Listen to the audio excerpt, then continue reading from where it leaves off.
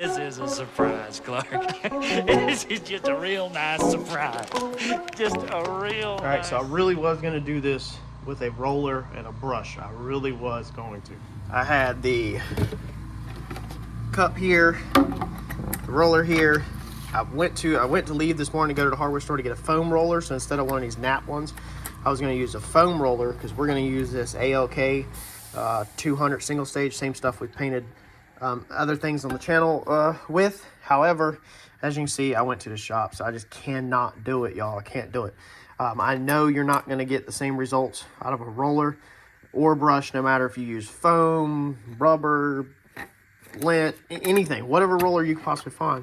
You're not going to get the same results as you will out of paint gun. Paint gun will put it on nice and even, and it'll just look better. And I can get it on thicker with the paint gun than with the roller in one shot. Paint gun, you can just keep layering it up. Roller, you'd have to keep letting it dry to get it built up. So my plan here, I don't know if it's going to work. I have a little compressor. I'll show you what we're working with here. But I'm planning to turn the air pressure down low, okay?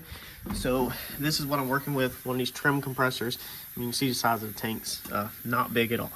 However, it'll put the PSI out, but it's going to drop fast. So my plan is, we'll see, I'll show you, is we're going to shoot this at a low PSI, turn the fan pattern all the way in. The wider the fan is, the more PSI it's going to take to get it to bust up.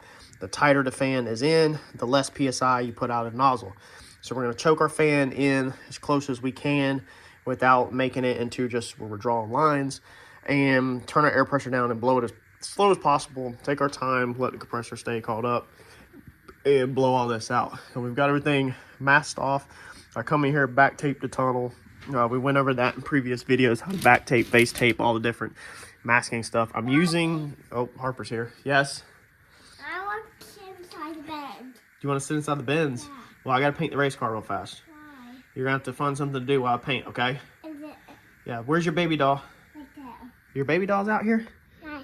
Look at the baby doll out here in the garage. Okay, let me do this. So you can put me in there? Maybe, yeah, maybe. So I'm using literally painting paper from Lowe's, a roll of it. This is just a brown paper like you go to Lowe's. This is not Autobody stuff. It is Autobody tape that I grabbed from the shop, but I'm using the same kind of paper y'all go get from Lowe's. So I got everything masked off in here, and then we're also going to go ahead and bang the firewall out while we're at it. That way, when we set the motor in and stuff, hopefully we don't have to take it back out for anything. I have a stator that we're going to be putting in. So the goal is to paint from about right here backwards, firewall, all that done. That way we can set the motor in, and then we can still weld on all this with the motor in, and then we're going to be brushing or rattle canning this front end out at a later date. Probably brushing it out with the same kind of hammered paint that we use on other stuff now, and then we're not going to mess with these sides right now. We're just trying to get this so we can set our motor and move forward. So let's mix up our paint. ALK 200, I have went over this on the channel. This stuff is going to mix for what I'm doing today at an 8-to-1 ratio for the gloss. I think if you want it like satin, not quite as glossy, you'd mix it, I think it's a 16-to-1.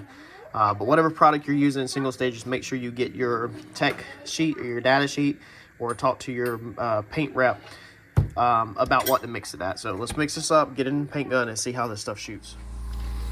All right, so with the fan pattern turned in, I was able to turn my air pressure down tremendously, and I pretty much just got it straight on. Messing with it for a second, it works out best just to have the fan pattern choked in pretty tight. Now again, respirators, well vented area, you know all the safety gear that you need.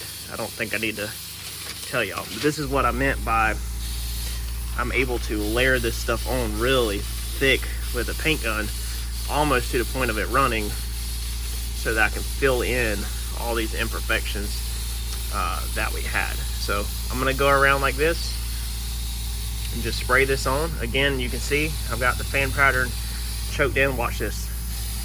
See, it's pretty much drawing straight lines, but from a distance away, it's blowing it where it's not puddling up. So every gun is gonna be different. You're gonna have to mess with yours to see what works for you. But this is allowing me just to absolutely put a ridiculous amount on to bury a lot of the flaws. So let me get this knocked out, and then I'll show y'all how it turns out overall. This is gonna be amazing though. Some people did say to go white or silver so you can see. The car's black. I don't want a freaking white or silver interior. I think it would look terrible, just my opinion. So that's the reason why I went black. The interior was already black on this car as far as like the carpet. So that's just what I did.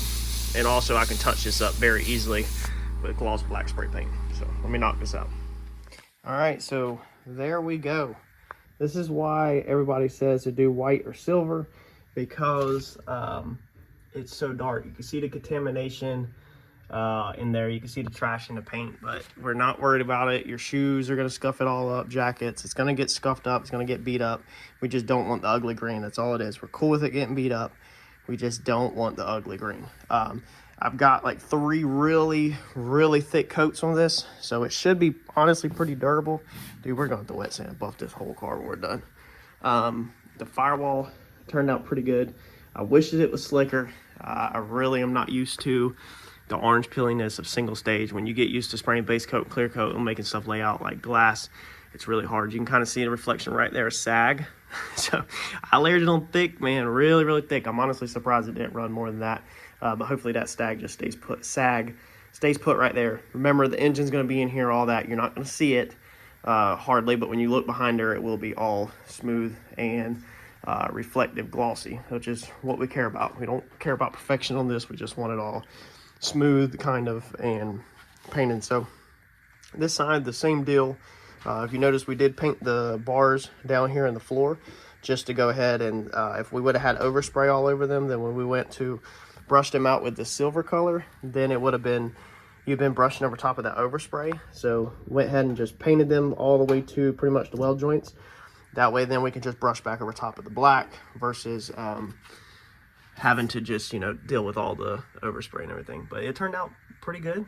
Everything's nice and black. I hate the orange peel and the contamination that's in the center, but not bad for an interior of a car. You gotta remember, on this setup, I don't have any filters on the paint gun or anything like that, so all the oils and moisture that the compressor is putting out is coming straight through the paint gun into the paint, so it's contaminating it a lot compared to what I would be doing at the shop. All right, I couldn't handle it no more. Washed the garage out. Look at all the water. I can't handle it no more, y'all. I cannot handle the freaking mess. So we slightly picked up and then we basically rinsed it out from here, from the jack stands forward. Flushed all of that out, because grinding dust just builds up around all your junk. There's Bondo dust all over that fuel line. It does have a cap on the end of it, so it is sealed up tight. Flushed it all out, rinsed the driveway off, rinsed the jam off of the driveway, everything, because I just can't mentally handle it. I didn't soak none of this, didn't soak the carpet, but just had to get it out of here. I think that turned out amazing. So let me know what y'all think about this project. I understand it's a little bit crazy. I understand it's a bit much compared to what a lot of people would do, but this is gonna be amazing to put the stuff back in here and have a fresh start. Nice clean floors, sealed up floors. We won't have a leaky firewall like we had before. If you've seen when we started this, how many holes we had in the firewall, it was unfreaking real. So that means now we can move forward with putting wiring back in the car, putting seats back in the car. We still have to do the dash bar, so we will have to cut in the car. We can lay a drop cloth down for that, and we have to tie the front bars into the same area. So there will still have to be work on the 2 front cage bars, but besides that, the interior can pretty much start going back together and working our way towards the motor. So smash that like button, stay tuned, because now we're about to be going back up front, moving up front. That means turbo, down bars, factory shock towers back in.